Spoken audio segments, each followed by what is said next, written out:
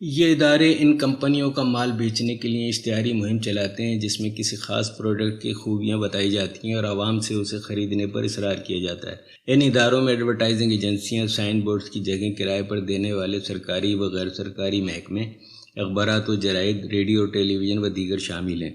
یہ سارے ادارے کسی کمپنی کے مال کی تشہیر کے لیے اپنا پلیٹ فارم پیش کرتے ہیں اور کمپنی کا مال فروخت کروانے میں اپنی خدمات پیش کرتے ہیں۔ اس شعبے سے وابستہ لوگ کسی بھی چیز کو فروخت کرنے کے لیے پیش کرنے سے قبل اس کے معیار کی ذمہ داری قبول نہیں کرتے، کیونکہ وہ اس کام کے لیے بیش قرار معاوضہ وصول کرتے ہیں۔ بے شمار کمپنیاں جو عام استعمال کی اشیاء سے لے کر اشیاء خورد و نوش تک تیار کرتی ہیں، ان اداروں کے تعاون سے اپنا مال فروخت کرتی ہیں۔ ان کمپنیوں میں ایسی بہت سی کمپنیاں ہوتی ہیں جن کا مال انتہائی گھٹیا اور غیر معیاری ہوتا ہے، مگر زبردست پبلسٹی اور گلیمر کی بدولت ہاتھوں ہاتھ فروخت ہوتا ہے اور لوگوں کی زندگی تباہ کرنے کا باعث ہوتا ہے۔ اشتہاری ادارہ کوئی بھی ہو غیر معیاری مال کی صورت میں اپنی کسی قسم کی ذمہ داری قبول نہیں کرتا۔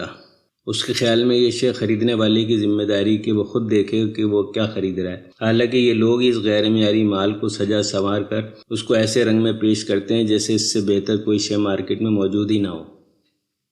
عوام کسی شے کی زبردست مارکیٹنگ اور میڈیا میں اس کے اشتہارات دیکھ کر ہی اسے خریدنے کا فیصلہ کرتے ہیں۔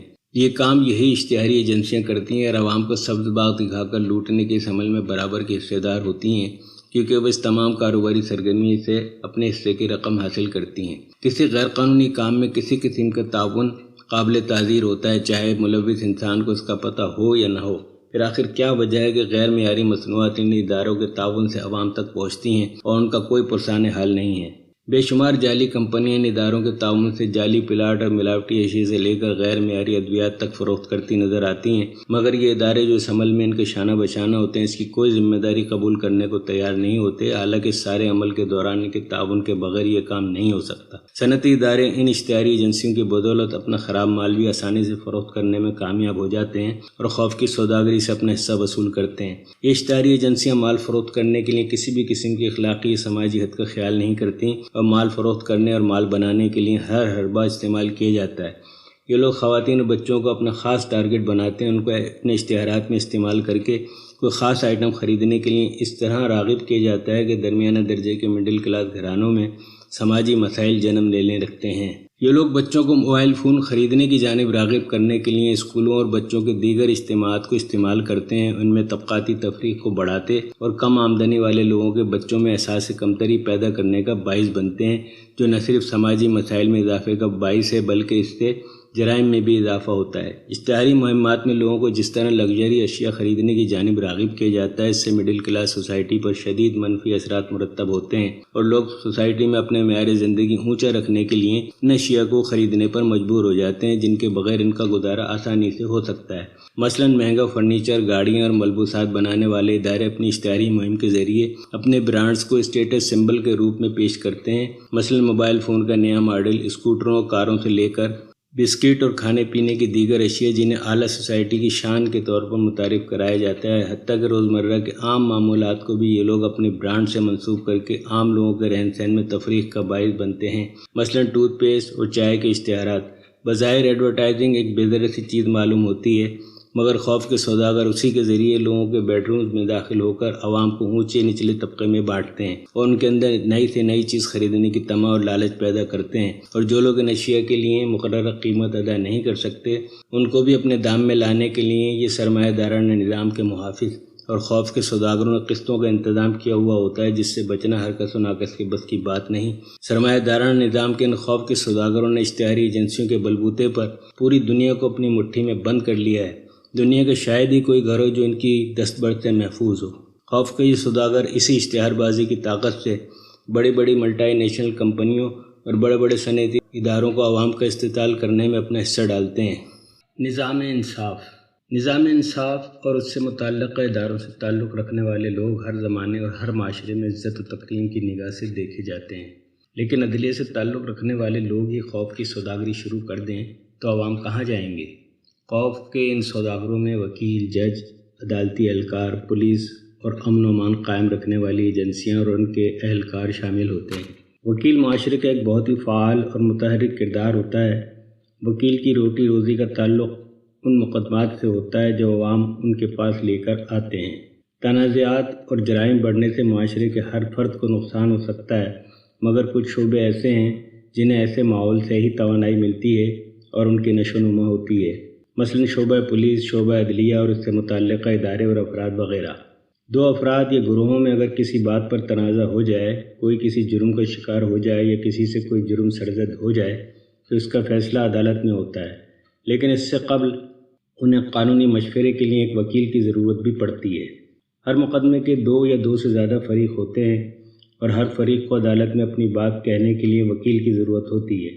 بنیادی طور پر وکیل کا کام لوگوں کو قانونی مشورہ دینا اور عدالتی معاملات میں مدد فراہم کرنا ہے تاکہ وہ عدالت میں اپنا موقف صحیح طریقے سے پیش کر سکے، یعنی وکیل کی روزی روٹی کا تعلق تنازعات اور جرائم سے جڑا ہوا ہے۔ اب معاشرے میں جتنی بدامنی ہوگی، جرائم و تنازعات کی اتنی ہی کثرت ہوگی اور وکلا حضرات کا کاروبار بھی اسی حساب سے ترقی کرے گا۔ ایک وکیل کو اس بات سے کوئی دلچسپی نہیں ہوتی کہ اس کے پاس جس شخص کا کیس آیا ہے، آیا وہ مجرم ہے یا خود اس پر کوئی کہانی بیت گئی ہے۔ وکیل صرف یہ دیکھتا ہے کہ اسے اس کیس میں فیس کتنی ملنی ہے اور کتنے عرصے تک اس کیس کو چلایا جا سکتا ہے۔ یہ کیس عدالت میں جتنا عرصہ چلتا ہے وکیل کی بھی چاندی ہوتی رہتی ہے۔ وکیل صاحب کے پاس اگر کوئی مجرم آتا ہے تو وہ کوشش کرتے ہیں کہ اسے بے گناہ اور معصوم ثابت کر دیں اور اس کے شر سے جو لوگ متاثر ہوئے ہیں ان کو یا تو جھوٹا اور خطا کار ثابت کر دیں یا الٹا انہی کو مجرم بنا دیں۔ یہ وکیل حضرات جانتے بوجھتے ہوئے بھی مجرموں کو عدالت سے بری کرانے کے لیے ایڑی چوٹی کا زور لگوا دیتے ہیں، یعنی کوشش کرتے ہیں کہ مجرم کو بے گناہ ثابت کر دیں۔ اس سلسلے میں یہ لوگ ایسے ایسے دلائل دیتے ہیں جن کا اصل کیس سے دور کا بھی واسطہ نہیں ہوتا۔ انہیں اس بات سے بھی کوئی دلچسپی نہیں ہوتی کہ ان کے موکل نے معاشرے کو کیا نقصان پہنچایا ہے۔ انہیں صرف اس بات سے دلچسپی ہوتی ہے کہ موکل سے انہیں کتنی رقم بطور فیس حاصل ہوگی، یعنی وکیل کی نظر میں گناہ گار اور بے گناہ دونوں برابر ہیں اور کوئی بھی اچھی فیس دے کر کسی بھی وکیل کو خرید سکتا ہے۔ تو اخلاقی طور پر ایسے پسماندہ معاشرے میں امن کیسے آ سکتا ہے؟ کون سا وکیل ہوگا جو یہ چاہے گا کہ معاشرے میں امن ہو جائے؟ وکیل کے پاس کیس آتا ہی اس وقت ہے جب معاشرے میں کوئی شخص لٹتا ہے، کسی کی عزت خراب ہوتی ہے، کوئی چوری ڈکیتی ہوتی ہے، کوئی گھریلو جھگڑا ہوتا ہے، کوئی اپنی جان سے جاتا ہے یا کسی مسجد پر تنازع اٹھتا ہے یا کوئی صنعتی یا زرعی مناقشہ اپنا رنگ دکھاتا ہے۔ اگر یہ سب نہ ہو تو وکیل کا کام کیسے چلے گا؟ اب وہ کون سا وکیل ہوگا جو معاشرے میں امن و شانتی کا خواہش مند ہوگا؟ کیا کسی وکیل کی ماں یہ دعا مانگ سکتی ہے کہ خدا معاشرے کو امن و امان کا گہوارہ بنا دے؟ اگر ایسا ہو گیا تو وکیل کے پاس کیس آنا بند ہو جائیں گے اور وہ بھوکا مر جائے گا۔ لہٰذا وکیل کی روزی روٹی کے لیے ضروری ہے کہ معاشرے میں جرائم ہوتے رہیں، معاشرے کا امن و امان تباہ ہوتا رہے، لوگ ایک دوسرے کا حق مارتے رہیں، تاجر ملاوٹ کرتے رہیں، جعلی دوائیں بنتی اور بکتی رہیں، جھوٹ اور مکر و فریب چلتا رہے، کیونکہ اسی طرح کے حالات میں کیس بنتے ہیں، وکیل کیے جاتے ہیں، عدالتوں کا کاروبار چلتا ہے۔ معاشرے میں جرم اور وکیل کا چولی دامن کا ساتھ ہے، لہٰذا معاشرے کے ان دونوں طبقات کے لیے خوف کا ماحول ضروری ہے۔ یہ دونوں طبقے ایک دوسرے کو سپورٹ کرتے ہیں۔ عدلیہ میں تنازعات کو سننے اور فیصلہ کرنے والے کو جج کہا جاتا ہے کہ بہت عزت اور مرتبے کا حامل پیشہ ہے۔ اس میں لوگوں کو کیس سننے اور فیصلہ کرنے کے باقاعدہ پیسے ملتے ہیں۔ اس کے علاوہ جو مراعات ملتی ہیں ان کی کوئی حد و شمار نہیں ہے۔ یہ طبقہ معاشرے کا ایک معزز طبقہ کہلاتا ہے۔ یہ جج صاحبان اپنی عدالت میں پیش ہونے والے کسی فرد سے ذاتی طور پر واقف نہیں ہوتے، بلکہ فریقین کے وکلا کی جانب سے پیش کیے جانے والے حالات و واقعات سے اپنے ذہن میں فریقین کے کردار کی ایک خیالی شکل بناتے ہیں اور اسی انداز میں ان سے سلوک کرتے ہیں۔ ان جج صاحبان کو اس بات کی کوئی فکر نہیں ہوتی کہ ان کی عدالت میں آنے والا شخص کس حال میں ہے، اس کے اہل خانہ کس حال میں ہے۔ یہ لوگ کیس کی طوالت کی ذرا بھی پرواہ نہیں کرتے۔ ان کی دلچسپی صرف اس بات سے ہوتی ہے کہ عدالت کا وقت پورا ہو جائے اور وہ اپنے گھر جائیں، مگر ان کی تنخواہ بر وقت ان کے اکاؤنٹ میں جمع ہو جائے، چاہے وہ کسی کیس کا فیصلہ وقت پر کریں یا نہ کریں۔ انتہائی معمولی کیسز جن کا فیصلہ کرنے میں محض چند گھنٹے درکار ہوتے ہیں، ان عدالتوں میں برسہ برس چلتے رہتے ہیں اور تاریخ پر تاریخ پڑتی رہتی ہے۔ کسی جج کو اتنی توفیق نہیں ہوتی کہ وہ ان کیسز کو وقت پر نمٹا دے تاکہ خلق خدا کو بر وقت انصاف میسر آ سکے۔ مثلاً کسی گھر پر اگر کرایہ دار قبضہ کر لے تو یہ کیس نسل در نسل چلتا رہتا ہے۔ جج کو معلوم ہوتا ہے کہ مالک مکان حق پر ہے اور اسے گھر کا قبضہ دلانا عین انصاف ہے، مگر وہ ایسا نہیں کرتا۔ جج یہ فیصلہ صرف ایک ہی سماعت میں 1 گھنٹے کے اندر کر سکتا ہے۔ جج چاہے تو جس گھر پر جھگڑا ہے وہاں جا کر چند ایک پڑوسیوں سے بات چیت کر کے نہایت ہی آسانی سے وہیں کھڑے کھڑے اپنا فیصلہ سنا سکتا ہے اور مجرم کو ہتھکڑیاں لگا سکتا ہے، اس پر جرمانہ کر سکتا ہے اور ایسی ہی دوسری سزائیں بھی دے سکتا ہے، مگر وہ ایسا نہیں کرتا، بلکہ تاریخ پر تاریخ دیتا ہے یا دلواتا ہے۔ عموماً یہ عمل کئی سال جاری رہتا ہے. جج بدلتے رہتے ہیں، وکیل تبدیل ہو جاتے ہیں، کبھی سائل مر جاتا ہے، کبھی جج ریٹائر ہو جاتا ہے، کبھی اقدار کے پاس وکیل کو دینے کے لیے یا عدالت کی فیس بھرنے کے لیے پیسے ختم ہو جاتے ہیں، مگر تنازع برقرار رہتا ہے یا رکھا جاتا ہے اور نظام انصاف اپنی بہار دکھاتا رہتا ہے. اور جج صاحب مظلوم پر مسلسل ظلم کرتے رہنے کے باوجود معزز جج کے منصب پر فائز رہتے ہیں. پھر اگر فیصلہ مالک مکان کے حق میں ہو بھی جاتا ہے تو بھی اس پر عمل کروانے سے معزز جج صاحب خود کو دور رکھتے ہیں. عدالت کا جج مظلوم کو اپنے فیصلے پر عمل کروانے کے لیے آزاد چھوڑ دیتا ہے، یہ سوچے بغیر کہ اگر وہ مظلوم خود ہی اپنا مکان آزاد کرانے کی طاقت رکھتا تو آپ کی عدالت میں آتا ہی کیوں؟ برسوں تک اس نظام نے اسے جس طرح نچوڑا ہوتا ہے اس کی سنوائی کہیں نہیں ہوتی. اس کا وقت، اس کی عمر جو اس کیس میں پیشیاں بھگتتے بیت گئی، اس کا مالی نقصان، اس کی نوکری، اس کا کاروبار، ان سب کی جج کی نظر میں کوئی اہمیت نہیں ہوتی، کیونکہ اس میں اس کا کوئی ذاتی مفاد وابستہ نہیں ہوتا. جج صاحب کو اس سے کوئی دلچسپی نہیں ہوتی کہ وکیل کیس کو طول کیوں دے رہا ہے، اس طوالت سے مجرموں کا کیا فائدہ اور مظلوموں کو کیا نقصان پہنچ رہا ہے. جج کو صرف اس بات سے دلچسپی ہوتی ہے کہ اس کی تنخواہ وقت پر مل رہی ہے کہ نہیں، اس کے مراعات برقرار ہیں کہ نہیں، اس کی محکمہ جاتی ترقی کی کیا صورتحال ہے. عوام کی تکلیف اور کیس کی طوالت جج کے نزدیک معمول کی بات ہے. جج کو بعض اوقات یہ بات اچھی طرح معلوم ہوتی ہے کہ ان کے سامنے جو شخص پیش کیا گیا ہے وہ مجرم ہے، لیکن وہ اسے پھر بھی رہا کر دیتے ہیں. انہیں معلوم ہوتا ہے کہ مجرم کے ساتھیوں نے گواہوں کو ڈرا دھمکا کر کیس کمزور کیا ہے. انہیں یہ بھی معلوم ہوتا ہے کہ یہ مجرم باہر جا کر پھر یہی جرم بار بار کریں گے، مگر وہ پھر بھی مجرموں کو باعزت بری کر دیتے ہیں اور مجرموں کو معاشرے میں مزید جرائم کرنے کی کھلی چھٹی دے دیتے ہیں. بہانہ یہ ہوتا ہے کہ پولیس نے گواہ پیش نہیں کیے، جرم ثابت نہیں ہوا، وغیرہ وغیرہ.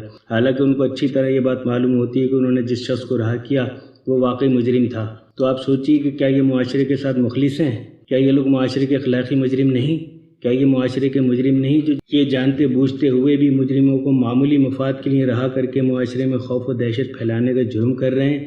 حالانکہ آپ خود جرم کا یقین ہونے پر اسے سخت سزا دے سکتے ہیں، مگر آپ اسے دوبارہ معاشرے کو تباہ و برباد کرنے کے لیے آزاد چھوڑ دیتے ہیں. کیا یہ معاشرے کے کسی معزز پیشہ جج کو زیب دیتا ہے کہ وہ جانتے بوجھتے ہوئے بھی معاشرے کے قانون پسند افراد پر مجرم مسلط کرے؟ کیا جج اپنے عہدے کا حلف اٹھاتے ہوئے اس بات کا عہد نہیں کرتا کہ وہ اپنے فرائض کی بجاوری میں کسی چھوٹے بڑے، کمزور یا طاقتور کا لحاظ نہیں کرے گا، بلکہ ہمیشہ قانون کی بالادستی اور انصاف کو مقدم رکھے گا؟ مگر کیا وہ ایسا کرتا ہے؟ کیا جج صاحبان معلوم ہوتے ہوئے بھی مجرموں کو رہا کر کے معصوم شہریوں پر ایک خوف مسلط نہیں رکھتے؟ معاشرے کا یہی خوف ججوں کو زیادہ مراعات اور زیادہ تنخواہیں دیتا ہے تاکہ جج زیادہ بے فکر اور بے غرض ہو کر قوم کی خدمت کریں. مگر کیا یہ جج صاحبان قوم کی خدمت کرتے ہیں؟ ججوں کی ترقی اور ان کی تنخواہ و مراعات ان کے کام سے مشروط ہوتی ہیں اور ان کا کام ہوتا ہے معاشرے میں جرم کرنے والوں کو سزائیں دینا. تو جب معاشرے میں سکون ہوگا، جرائم کم ہوں گے، دہشت گردی ختم ہو جائے گی، تو جج صاحب کی ویلیو بھی کم ہو جائے گی. جب بڑے بڑے جرائم نہیں ہوں گے اور بڑے بڑے مجرم نہیں ہوں گے تو کیس میڈیا میں اچھلے گا کیسے اور جج صاحب کو پبلسٹی کیسے ملے گی؟ ان کی ترقی کیسے ہوگی؟ ان کی مراعات، ٹھاٹ باٹ اور جان نثاروں کی فوج کیسے میسر آئے گی؟ ان کے آگے ہٹو بچوں کا شور کیسے بلند ہوگا؟ اس سب کے لیے ضروری ہے کہ معاشرے میں خوف قائم رہے، کیونکہ اگر خوف ختم ہوا تو جج کے مزے بھی ختم سمجھو. جج صاحبان اگر یہ سمجھتے ہیں کہ وہ تو قانون کے مطابق ہی فیصلہ دے رہے ہیں، اگر کسی پر جرم ثابت نہیں ہو رہا تو وہ اس سلسلے میں کیا کر سکتے ہیں؟ تو جناب، کیا یہ آپ کی اخلاقی ذمہ داری نہیں کہ اپنے ضمیر کی آواز پر مجرم کو سزا دیں اور معاشرے کے بے گناہ لوگوں کو سفاک مجرموں کی بربریت سے محفوظ رکھنے کے لیے کم تربیت یافتہ اور کم وسائل پر مشتمل پولیس فورس کا امتحان لیے بغیر از خود فیصلہ کریں؟